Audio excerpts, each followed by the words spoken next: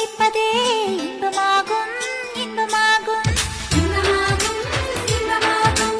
தீய போல நீயும் வந்த தீ குளிப்பதே சொர்க்கமாகும் சொர்க்கமாகும் சொர்க்கமாகும் சொர்க்கமாகும். 100 கிராம் இதயம் அதிலே 100 கண்ணாய் உன் நினைவு. அந்த உலக அழகியாரும் உந்தன் அழகு பாதி இல்லை. உன் கண்ணின் ஈர்ப்பை பார்க்க அந்த நியூட்டன் இன்று இல்லை.